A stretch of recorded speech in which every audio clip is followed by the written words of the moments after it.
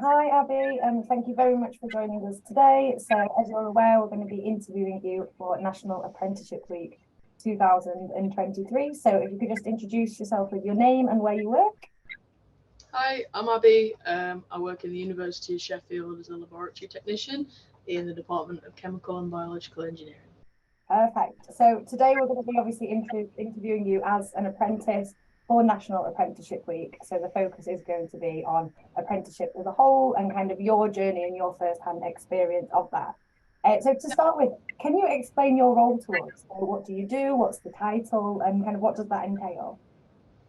So I look after a spectroscopy and chromatography lab in the department, which means I basically fix instruments that break. So if somebody, comes along and something's not working, or a gas cylinder needs changing or something like that, I'll do that.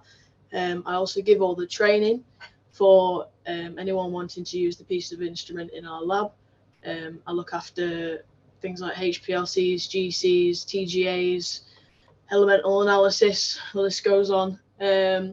Also look after a scanning electron microscope in a different room in our department, so really interesting stuff. And I just help people out with their research, really. Absolutely. Not limited to one thing. Not at all. And then how did you end up getting into the apprenticeship? And what was your journey from, let's say, from school to where you are now? Okay, so in 2019, I left school at 16, and I was looking around for apprenticeship sort of schemes and things like that because I didn't really fancy college or sixth form, and a wage sounded quite nice. So I found an apprenticeship in the chemistry department, and that was studying a BTEC in applied sciences and an NVQ in lab associated technical activities. Very fancy word. Then, so I did that from 2019 for 2 years, at which point a job was going in the chemistry department, and I applied for that job and got it, which I was really lucky to do. So my wage went up whilst I was finishing off a bit of my apprenticeship, and during that, I just learned so many new things. From how to run a teaching lab where I'm teaching students who are doing their degrees, what to do, from running analytical equipment and fixing vacuum pumps and things like that. Then I wanted to go to university, so I applied for multiple universities and got accepted to 3. But I also saw a job opportunity in my current department at the time, so I went for the interview for that and mentioned how I'd like to take part in a degree, and they were straight away super open to putting me through a degree apprenticeship, which was a brilliant opportunity, and I had to take that. So now I'm doing a level 6 apprenticeship. On a Monday I get the day off, and I do university at home, so there's recorded webinars and things like that from Manchester Metropolitan Uni. So the University of Sheffield is my employer, and the learning provider is Manchester Met. I have residential trips down there a couple of times a year, which is nice because I get to see everyone on my course. Everyone's really friendly. I made lots of mates. Balancing the studying and full-time work is proving a little bit difficult, but because I'm in the workplace that I'm in, I've got loads of people supporting me through my studies, so that's good. Sounds like a really, really good journey. And it's interesting that you say that your place of employment, while it is a university, isn't the university that you do your degree in. Do you find that that's beneficial to your degree apprenticeship? Like, how does that work? So obviously in terms of travel and stuff, it would be easier if it was here. But I think having a change of scenery and keeping work and study separate is really useful. So, for example, if an academic that I work for here was teaching me, I think there'd be a bit of a cross barrier between them asking me to do a job for them and also that they need to teach me. I think they wouldn't sort of see me in the same way as they would a normal student, and I think it is really beneficial to have that separation between work and study. Yeah, definitely. One of the amazing things about degree apprenticeship is obviously the kind of financial side of it. So could you talk a little bit about that for people that may not understand degree apprenticeships? You said that you were interested in going to university. Why did you choose a degree apprenticeship route? So degree apprenticeships, the employer that you're with get a grant from the government to send you to the university. So I don't have any debt, or I don't have to pay anything for my course, which is absolutely amazing. I also get my wage as I'm working, which, it's brilliant. And then if I travel down there as well, my work have been kind enough to supply me with money for my travel and my hotel and stuff like that, and I can claim back expenses. So it's zero cost to me whatsoever, the studying, other than the actual knuckling down sort of side of it. Anyone who's looking to go to university but maybe is thinking, can I afford it? I don't want to be paying debts for a really long time or anything like that. It's an absolutely amazing opportunity. If you can get hold of an apprenticeship that will do it, I definitely would recommend. Yeah, and that's something that I think a lot of people who weren't aware of it before they enrolled on a traditional university or higher education course, maybe in hindsight are thinking, oh, it would have been quite good to know about that. Speaking from my own experience, I think it's definitely kind of a route that more people should consider. But a lot of people aren't aware of them, are they? It's not something that everybody's aware of when they think of that next step after. No, even my previous department that I was in, I was talking to them when I'd finished my first apprenticeship, saying, this is something that's available. Can I do it? And they assumed that they had to pay for it, so they were really reluctant to say yes. And there wasn't much looking into it because bosses and employers are busy. So then coming to this department, straight away they were on board. They were saying, oh, it's the government, they can fund it, and they were sent really on board with knowing how it worked. And for me it was the same. I was told that there was grants and things involved for it, but it needed more looking into. So I think if there were more information available, then lots more people would think, oh yeah, that's something we can do, and it's not going to cost them much at all. Yeah, I think that's a key thing to think about, the information that's available, because was the role already advertised before you approached your current department about it, or was it something that was created because you approached them? The role for the job was available, but the scope for an apprentice wasn't. Okay. Advertised. You initiated that kind of process to get it as an apprenticeship, yeah. And that's a fantastic kind of anecdote for people to take from this, that it is possible for that to be created even though the role's already there, not in the apprenticeship format. I think quite a lot of firms do advertise jobs as an apprenticeship, with the scope that they're going to go straight into that. So they might start in September or something like that. But I'd been working here since May, and my course began in September. But from the beginning, it was made aware that was something that I was interested in. Yeah, and it was up to me to apply for it and stuff like that. Yeah, so how did the process work in terms of applications? Did you have to go through the government, the process that you normally would for apprenticeships at the lower levels, or do you apply through the university? So I did some research into what sort of universities do the apprenticeship scheme. So I'm doing a chemistry course. To find that course was quite difficult. There was one at Hallam University that I could have gone for that, but that was biology based, and I wasn't really fancying biology, so my options were quite limited.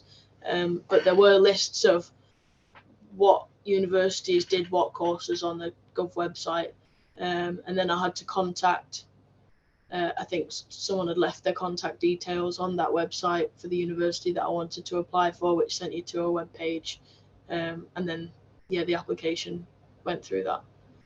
So that's the process. Fantastic. And then last point about degree apprenticeships, but you went through kind of the apprenticeship route beforehand, or you went to college. You have to go through that route in order to do a degree apprenticeship, or could you, for example, come from sixth form where you'd studied A levels and then go into a degree apprenticeship? Yeah, you don't have to go through an apprenticeship at all to progress to the level 6, as long as you've got A-level or equivalent education, that's okay. I think I'm not aware of anyone else on my course that's gone through the level 3 to the level 6. You can also do a level 4, which is, the first year of a bachelor's course equivalent to. But in my experience, when I've in my uni course at the minute, a lot of the things that we're learning are based off of A-level knowledge. So I am struggling a little bit with sort of catching up from a BTEC level standard to a degree level standard. So some of the things are like, oh, so when you learnt this in A-level, we're going to expand on that now. And I'm like, I didn't learn that. So obviously the BTEC is equivalent to A-levels, but I think the material is not as in depth as an A-level. The more in-depth one, and the academics on the courses that you're studying a degree apprenticeship are expecting that in-depth knowledge. Yeah, so definitely worth something kind of thinking about. And then what do you think that, in your opinion, and I know you're very humble, but what do you think that having an apprentice on board in a professional team actually brings to the team and to the the work altogether? Obviously the apprentice is going to learn a lot from their environment. Like, the amount of information I learned within even my first year of apprenticeship was amazing. But I think the employers themselves learn from the apprentices too, so they might learn new ways of thinking. Different ages of different, how people think is different. So the apprentice can bring stuff to the employer as well as the employer can give the apprentice. So quite a lot of the units in apprenticeships are about improving workplaces, improving processes. So you have to write some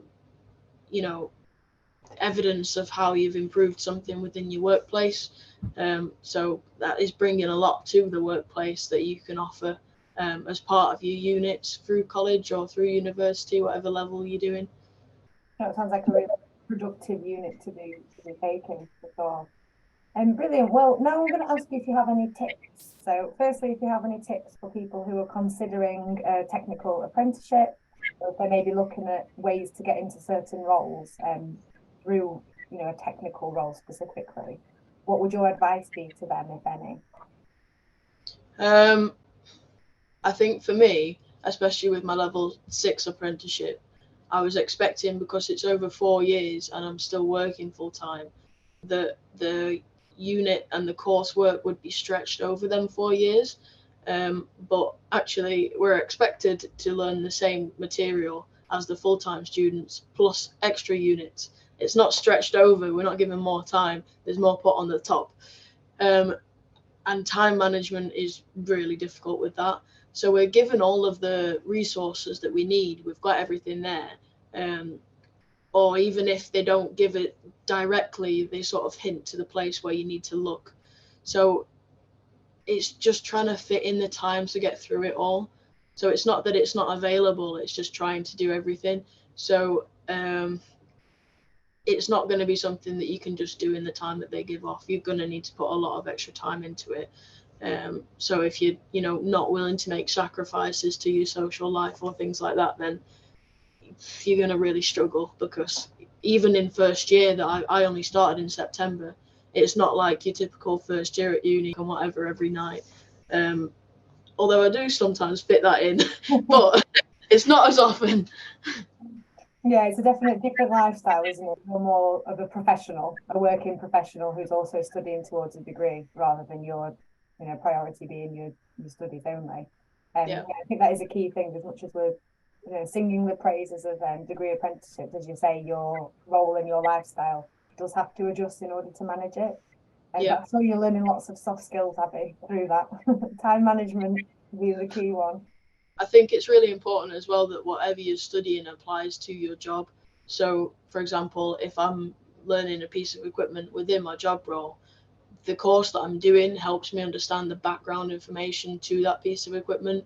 So it applies both ways. Like, I've been working in the university now for almost 4 years, and Sometimes when I'm training someone on something, they'll ask me information about their sample and the piece of equipment and how it interacts with their sample, and I don't have the chemistry knowledge to back that up.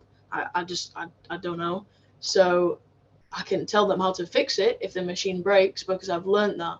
But doing the course that applies to my work alongside my work is really helping improve my knowledge as to how things really work, and how, you can be given an SOP and it can tell you this does this and this, but knowing why it does that and how to change it if you need something else, it's really valuable. Yeah, having that more in-depth knowledge, I bet, is really complementary to either side of it as well. Yeah, definitely. Okay, and final tip that we'll ask from you. What about those that are considering maybe opening up their options for hiring a technical apprentice or are looking into apprenticeships? Would you advise it, or do you have any tips for those? I think people who are looking to hire an apprentice need to be really aware that they can give the time and the effort to their apprentice. The apprentice, they're not just cheap labor. I think a lot of people hire an apprentice because they're on apprenticeship wage, which is lower. But, if you're starting out, you're 16, I think I got like $7,000 when I was starting out. And that was like, whoa, that's so much money, Obviously, the higher up I got, the more I got, but I worked at that. So I think, yeah, sometimes employers employ an apprentice because, there's someone that's got the drive and enthusiasm, because they're willing to learn, and they pile so much on them and expect them to learn a lot, and sort of treat them as a full, an employee that's paid the right amount for the job that they're doing. And sometimes you've got to step back and think, wait, actually, this is above my pay grade. So for someone who's going to hire an apprentice, understand that they're there to learn from you, and you're not just teaching them one thing and pushing them out and getting them to do it. You need to continually be teaching them new stuff that's going to be valuable to their career in the future. And make sure you've got the time to put into that, because when you're busy and you've not got time for it, you're just stuck doing one thing. It's not really useful to anyone. So yeah, I think that's really, really good advice, actually, about having the time and kind of capacity to offer that. Yeah. And also, it is a training scheme. It's a scheme that is meant to benefit both parties, but particularly the apprentice, for making sure that you can commit to that as well. Mm-hmm. Yeah, so fantastic, Abby. So unless you have anything else to add, we'll call it there for today. Yeah.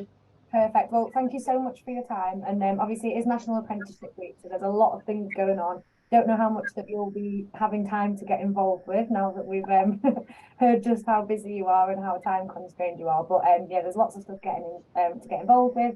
It's running from the 6th to the 12th of February, so to the end of this week. And we do also have the resources which are on the screen for the link for our apprenticeship page, or you can scan the QR code where you can find out a bit more detail, videos such as this, and videos for people who are looking to potentially hire an apprentice, and then just resources in general around apprenticeships. So thank you very much again for your time, Abby.